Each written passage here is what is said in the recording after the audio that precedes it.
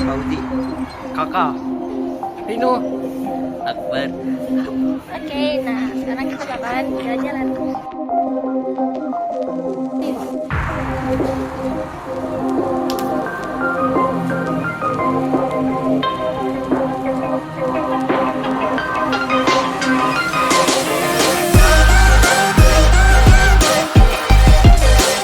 Nah, sekarang kita sudah sampai di Museum Kebangkitan.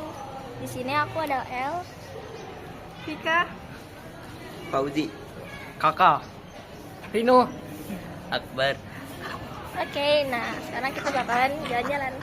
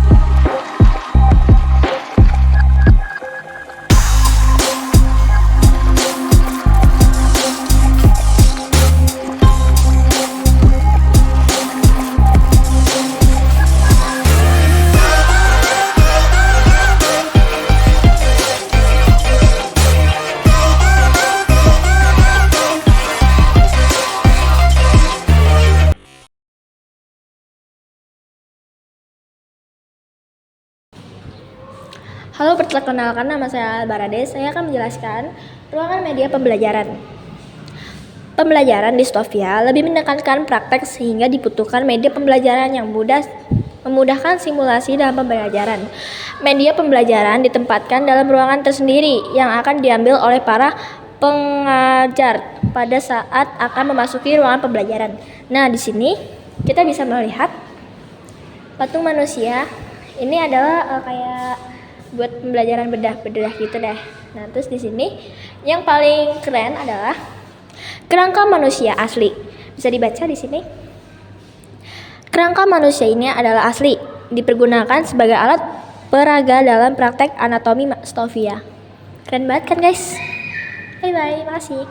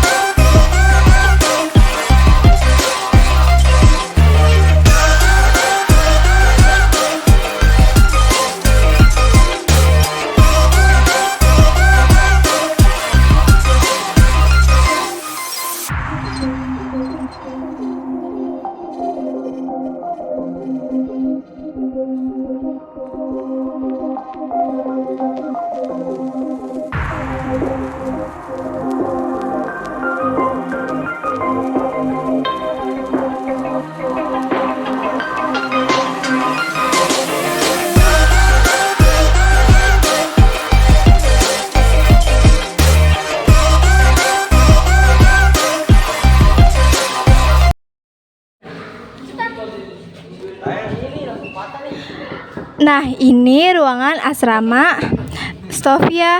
Pada Maret 1902, kegiatan pendidikan kedokteran pindah ke gedung Stovia atau Sekolah Pendidikan Dr. Budi Putra.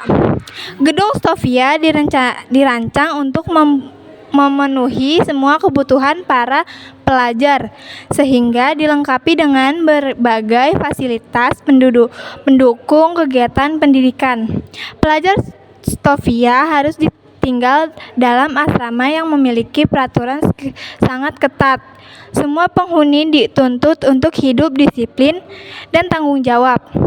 Aktivitas para pelajar diawasi oleh para pengawas asrama dipanggil sport, yang setiap malam keliling asrama untuk memeriksa kondisi ruangan dan penghuninya.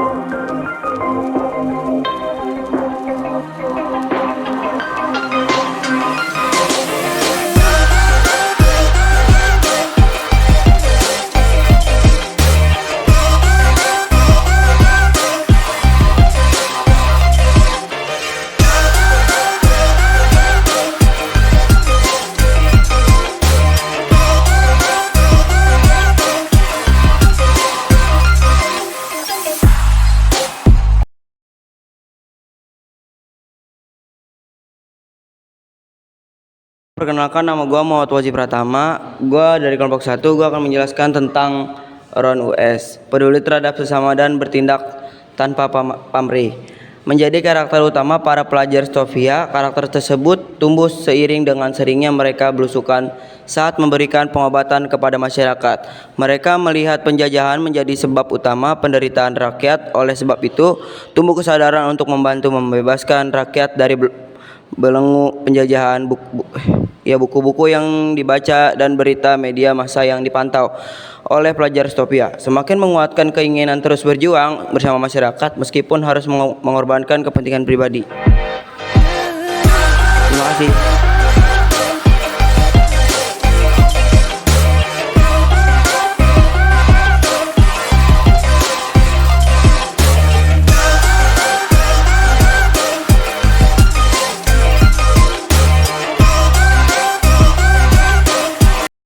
Nama gue Kakak, gue dari kelompok 1. Gue akan menjelaskan ruang pengobatan tradisional, Hall of Traditional Medicine. Masyarakat Nusantara telah mengenal pengobatan tradisional sejak lama. Pengetahuan tersebut langsung diwariskan secara turun-temurun dari generasi ke generasi. Masyarakat tradisional mempercayai hal yang bersifat mistis atau supranatural sebagai penyebab datangnya suatu penyakit, yang proses penyembuhannya melalui bantuan dari dukun atau orang yang dianggap mempunyai kemampuan menyembuhkan. Dukun memiliki kedudukan terhormat di masyarakat karena berperan penting dalam upacara ritual masyarakat. Beragamnya penyakit pada masyarakat tradisional melahirkan beragam profesi dukun sesuai dengan kemampuannya dalam menyembuhkannya.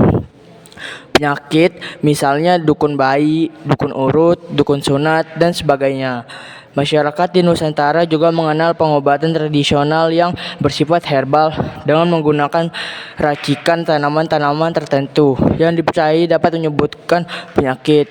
Pengetahuan tentang khasiat dan cara pembuatan obat tradisional ini didapatkan secara turun-temurun. Relief pada dinding Candi Borobudur, Prambanan, dan Panataran merupakan salah satu buku pemanfaatan tanaman sebagai obat. Racikan obat herbal di Indonesia dikenal dengan nama jamu. Nama gue Kakak, gue dari kelompok 1. Gue akan menjelaskan ruang pengobatan tradisional, Health of Traditional Medicine. Masyarakat tuh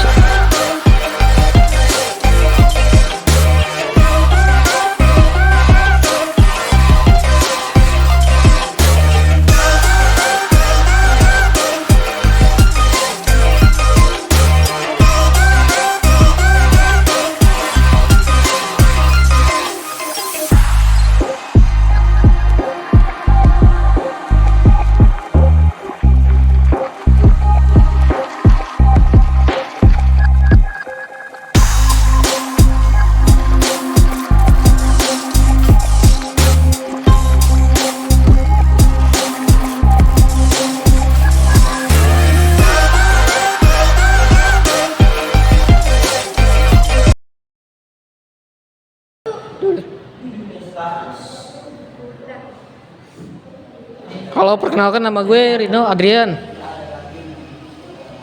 Ruang Direktur Stovia.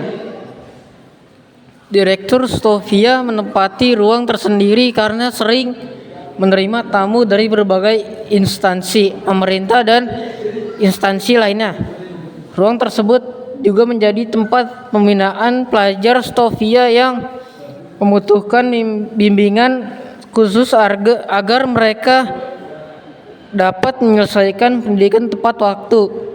HF Rel 1867 sampai 1935 adalah Direktur Stovia 1901 sampai 1908 yang menempati kedudukan istimewa di mata pelajar karena sangat memperhatikan kenyamanan dan kesejahteraan pelajar selama mengikuti pendidikan. Beliau juga yang membela Sutomo pada saat akan dikeluarkan dari Stovia akibat aktivitasnya dalam organisasi pergerakan Budi Utomo. Sekian.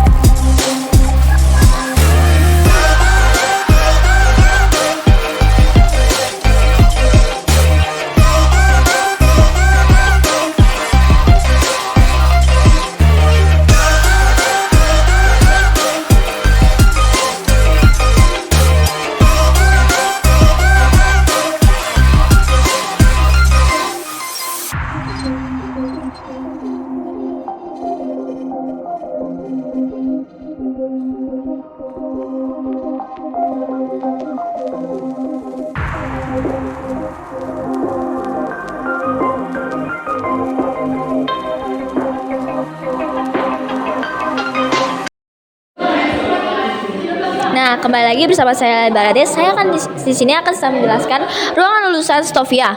Lulusan Stovia memiliki peran penting dalam meningkatkan kualitas kesehatan masyarakat Hindia Belanda.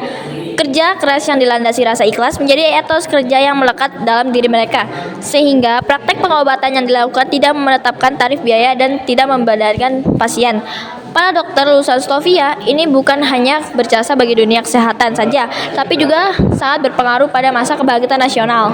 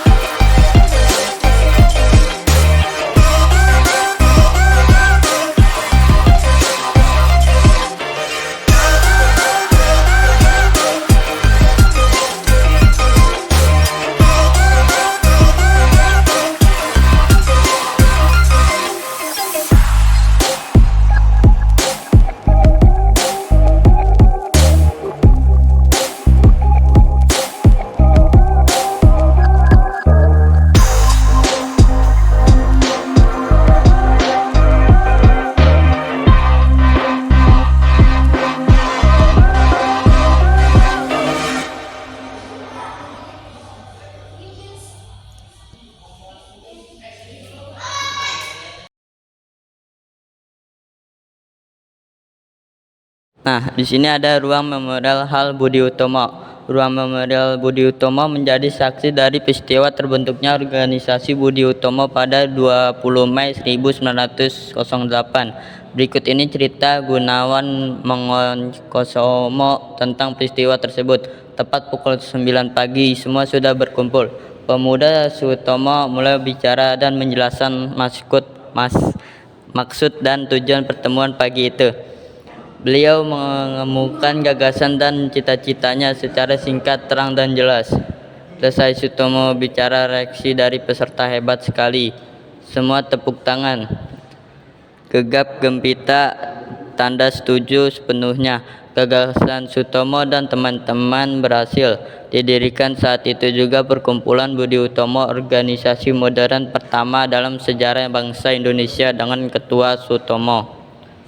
Terima kasih. Nah, di sini ada ruang memorial.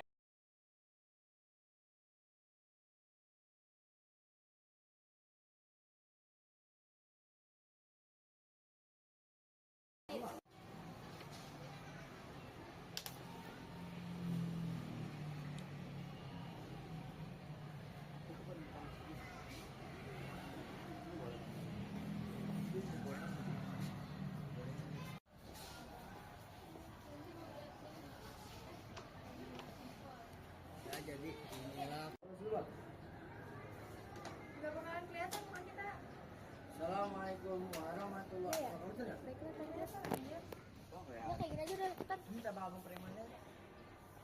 Nah, kita sudah sampai. Udah baca apa? Nah, sekarang kita sudah sampai di Museum Kebangkitan. Di sini aku ada El, Fauzi. Kakak. Rino. Akbar. Oke, nah sekarang kita bakalan jalan-jalan.